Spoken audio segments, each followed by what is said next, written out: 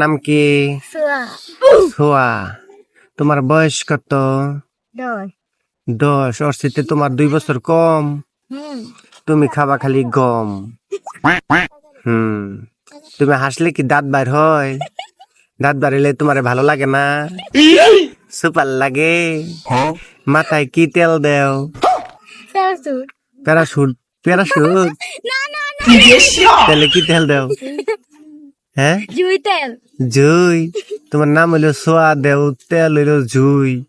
এটা হইলো হ্যাঁ, দিকে আসো। তোমার নাক ফুল দিছ? ওটা সোনার না রূপার?